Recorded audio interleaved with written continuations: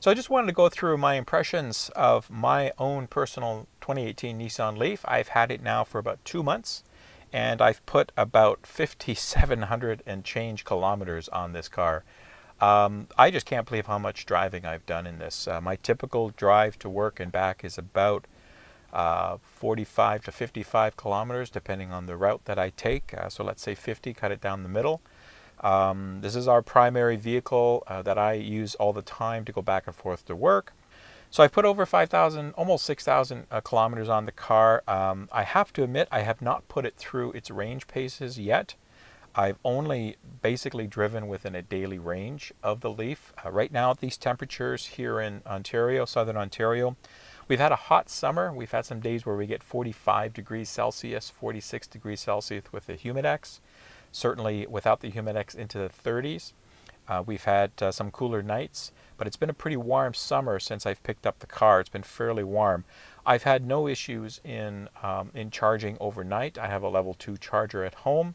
So when I get home, I plug it in and let it charge to full. I wake up, depending on the temperature, anywhere from about 270 to 290 kilometers of range. Again, that's the guessometer that Nissan has to calculate your range based on battery charge and state of health and all those good numbers. So it is a guess depending on my driving habits. Obviously, with the heat that we've had, I've used the AC a lot. I'm not afraid to use the AC like it would have been on a gas car, where I'm really going to watch the gas get sucked away when the AC kicks in. This is pretty energy efficient when it comes to using the air conditioning, and it does cool down really fast, and then I can lower the fan speeds and keep it at at a very quiet experience from that perspective. So I have used the air conditioning, but again, I've taken some trips from where we live just north of Brampton. We've taken some trips to the Collingwood, Ontario area. We've done that twice. We've done a Wasaga Beach run. We've gone to Barrie. We've gone to, through work, I've gone to Brantford, Ontario, which is past Hamilton Way. I've gone to Scarborough, the east side of Toronto, and downtown Toronto and back a couple of times. And have used the Nissan Leaf for all of those trips and have not had to charge the Leaf during the day. So that means I wake up in the morning with a full charge, I go out and do what I have to do, and I come back home and I still have enough battery. Even one of the Collingwood trips where we thought, the Wasaga Beach, where I thought, I might get a little low, we had more than enough, and it's about 120K each way. From where we are to Wasaga Beach to where we went, so it's about 240K. So I had it fully charged, went, came back, and still had some juice left. So that was probably the closest I got to anything near 10% of battery charge. So my impressions of the Leaf 2 months later, I'm loving it. I haven't changed my thoughts since day one. The interior has held up very, very fine, as you can see by the pictures that I've put up. I've had people in this. I've had 4 or 5 people on a couple of occasions where we've packed this car in. Normally it's myself or my wife and daughter, so 3 of us that travel. My wife and daughter love riding in this car because it is so quiet. It's very comfortable. They tend to fall asleep, so when we're driving longer distances, that happens. But the overall workmanship has held up. There's still no squeaks and rattles. Nothing has come loose. Nothing's broke that I can see anywhere. And I use this car as a daily car. I don't baby it. I try to keep it clean when I can, but I'm not constantly washing and waxing the car and all this kind of stuff. I have not done anything to the car as far as any exterior, coatings or films or anything like that. I've looked into it, but I just haven't had time. And frankly, they're kind of expensive right now, so I don't really want to do that. I'm driving this as a normal everyday car. I'm not afraid to drive it on the highways. I'm not afraid to go up dirt roads or wherever I have to go. That's where I take this car, and I think that's what Nissan's designed the Leaf to do, is just to be your everyday car. Instrumentation-wise, everything is holding up very, very well. I've had no issues, no electronic issues, anything like that. I do use Eco and the e-pedal pretty well all the time. I just leave it on.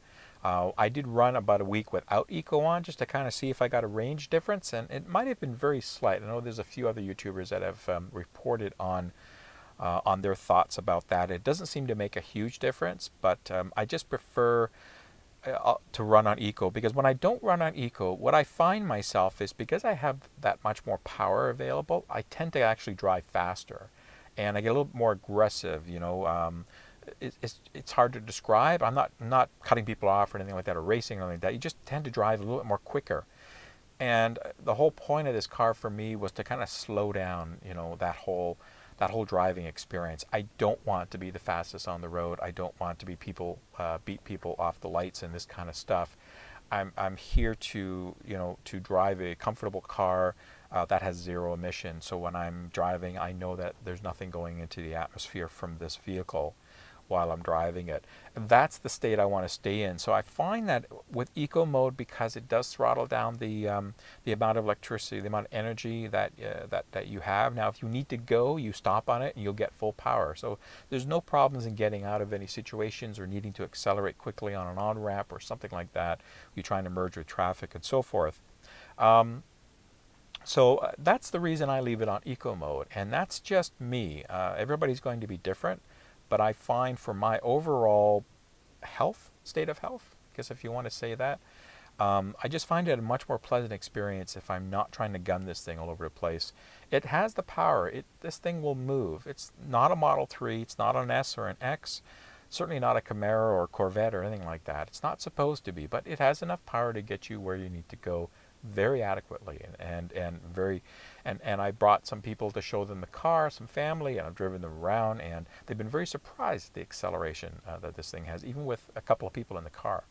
I'm averaging about 7.2 kilometers per kilowatt hour of energy. An instrumentation perspective, the best screen that I like is kind of the compass screen.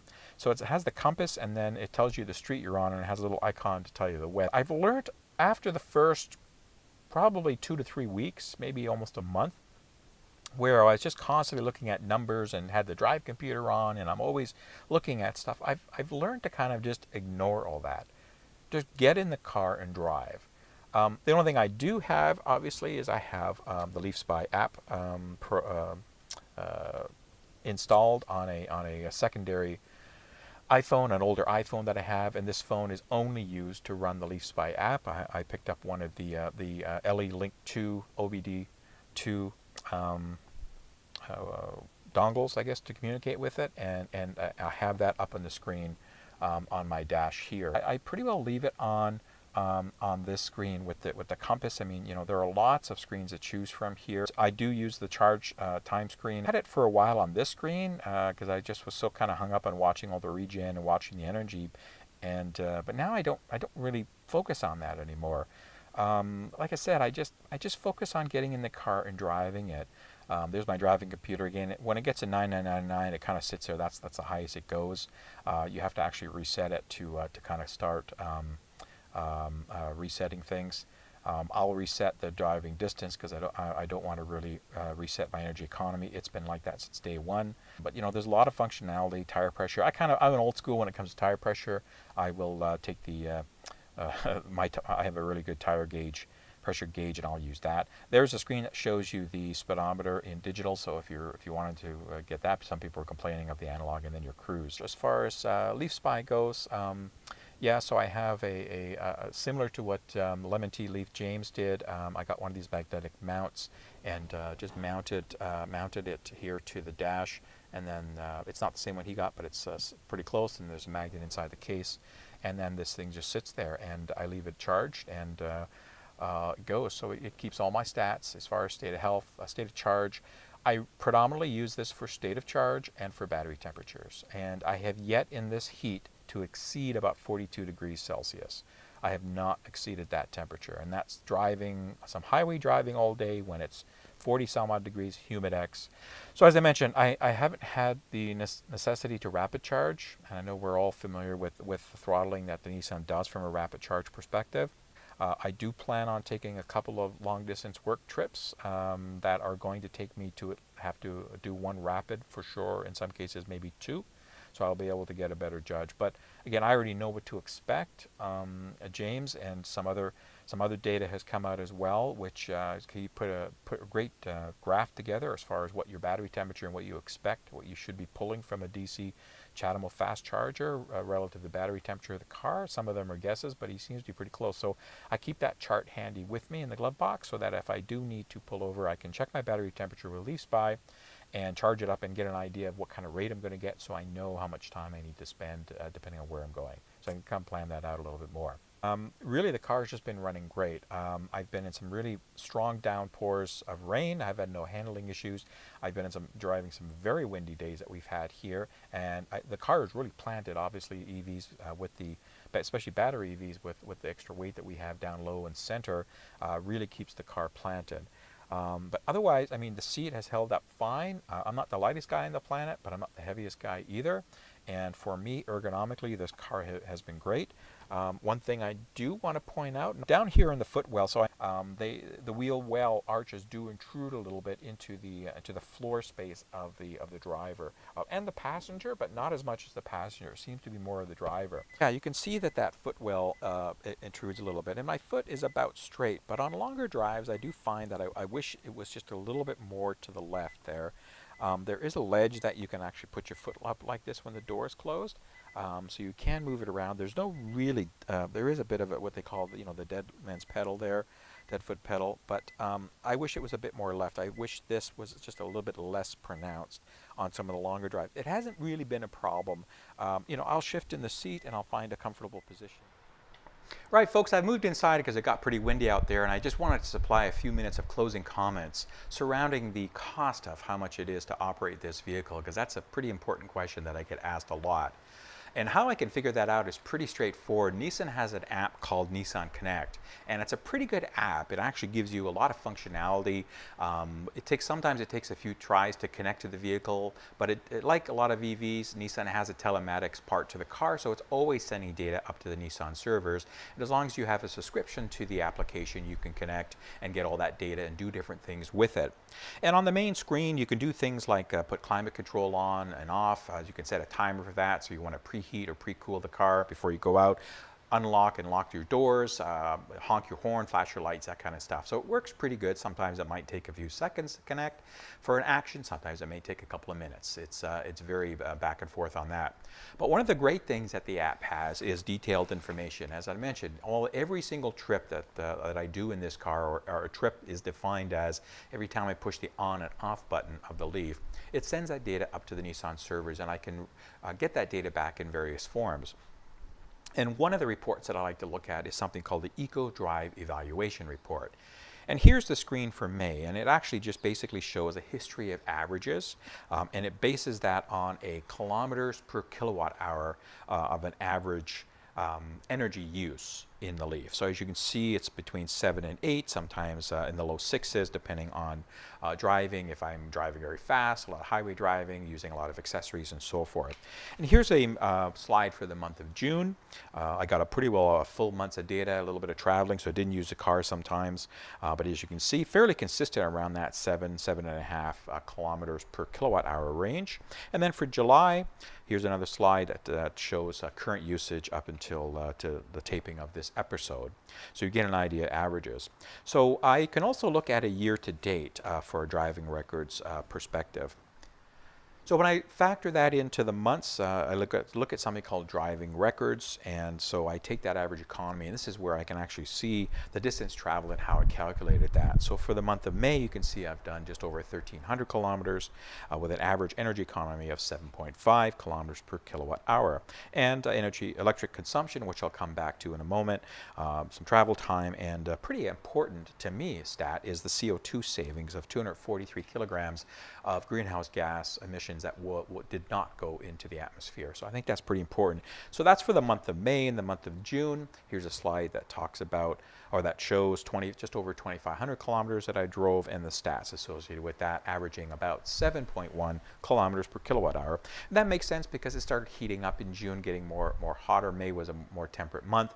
I'm using more of the accessories, AC, and driving the car more as well. So it's got a better baseline for creating an average.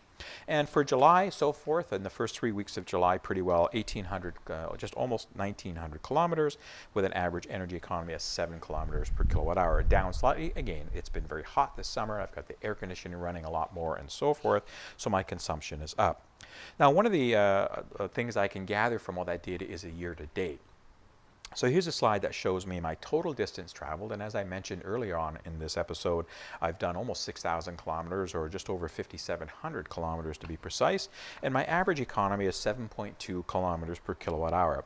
That seems to be fit right into the groove, because looking at a lot of other Leaf data and talking to owners out there, especially my friends in the UK, they're averaging around 4.1 miles per kilowatt hour. So this seems to equate very nicely with that, and again, in very temperate seasonal climates. In the UK, they've had some warm spells as well for them. They've got into the 30s as well this summer. So that seems to be what the going rate is. And here I want to hone in on the electricity consumption of just over 800 kilowatt hours to do that distance. Why that's important is because I'm going to get to a cost of how much it costs me to use 800 kilowatt hours of energy to go 5,700 or so kilometers. Now, how it calculates energy use is a little unique, and I'm not sure if the other apps do that, but I assume that they do. So it uses something called an electric rate simulation. And it's basically, within the app, there's a section that tells you how much electricity you've used. So here is the slide for May. It's showing that I've used 230 kilowatt hours of energy for the month in driving the Nissan Leaf, but I generated back just over 52 kilowatt hours of electricity, so it nets me at just about 178 kilowatt hours of energy used. What that electricity generated means is this is through regenerative braking. As I mentioned, I pretty well run this car all the time with e-pedal on, and e-pedal is phenomenal at capturing energy back from a regenerative braking process. And I can modulate the amount that's captured basically based on my accelerator control, and I've done some videos on that before, and you've seen some stuff out there on e-pedal. But why that's important is because what the app does is it takes the net electricity generated or used for that month, and it uses an electricity rate of 8 cents a kilowatt hour. Now, it won't let me change the rate for some reason on this app, but 8 cents is actually pretty accurate for me. I only charge this car at home. You can see my level 2 wall charger behind me here, and I only charge in off-peak hours to get the best rate for electricity. And we have a 3-tiered system here in Southern Ontario, or at least where I am through my provider, so it gives me the lowest rate in the off tier. So based on those numbers, it's telling me that it's costing me about $12.45 for to pay for that energy that I've used to drive the Leaf for the month of May. And 8 cents per kilowatt hour is pretty close to what I'm paying. I've got a rate of 6.5 cents for off-peak, but add some delivery and some other fees that are part of the monthly bill, 8 cents is probably pretty fair. And that again is to go 1,300 kilometers, so it's almost $13 to go over 1,300 kilometers. There's interesting correlation there. And then for the month of June, here's a slide for the electric rate simulation that tells me that based on the net energy that I've used, it cost me about $25, and that's to go about 2,500 or so kilometers. Again, there's that interesting correlation there, averaging in all the 7.1 kilometers per kilowatt hour, and so on.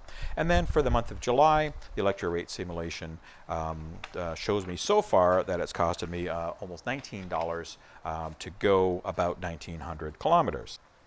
And why is that important? Because at the end of the day, I can calculate what really it's cost me to drive the 5,700 or so kilometers, and adding up these numbers, even if they're a little high, it's about $57 to go 5,700 or so kilometers. If I compare that to an ICE vehicle, I have a Nissan Sentra and a Nissan Versa, compact and subcompact cars, about 500 kilometers per tank in city driving. Average driving can eke out more on all highway and so forth, but let's say you use 500. It costs me about $45 to fill those up because it never goes right to empty. So even if we say $40, it's about $450 to do that same mileage, $450 to $500 versus under $60. And it's a lot less than actually that I thought it was going to be. I thought it was going to be about a quarter, maybe a fifth less of the cost of fuel. Again, that's the only cost that I've had. There's been no maintenance on the car. I've only had it a couple of months, and we all know that EVs have lower maintenance costs because their maintenance schedules are more infrequent, and there's less stuff that you have to do for maintenance. So I will get the tires rotated in the fall when I get winters put on and so forth, and I'm keeping track of all that stuff. So it's an interesting, interesting stat that I can get from the Nissan Connect app here. And that is really something that I take to people, and I can look at these stats and I can pull them up and I can do the math and say, hey, this is what it cost me. So I hope that's of interest to you. I hope that if you're considering an EV and don't have one yet, again, another thing to consider is the operating cost. It's really hard to get a total return on that investment per se. If you buy a Tesla, so you buy a Model 3. Here in Canada, they start at $47,000 or 46 and change $1,000. Add tax and all that stuff. Even saving $3,000 a year in fuel or $4,000 a year in fuel, you've got to keep that car for a long time to get your money back there. So, you don't buy these necessarily just because of the full return on your investment. There is a partial return on that investment, but it's not total. You've got to look at other things. The ease of driving, the fun factor, that EV smile, EV grin that we talk about. And of course, the number one reason is not contributing to greenhouse gas emissions through tailpipe emissions, because EVs don't have tailpipes, at least battery electric, full electric vehicles don't. So I hope that's a great summary of my first couple of months with the Leaf. I know it's a lot of information. I wanted to make sure that this was complete. If you have any questions or comments, please put them on YouTube or send me an email at evrevolutionshow@gmail.com. Would love to hear from you and answer questions. So until next time, thanks for watching and take care, everybody.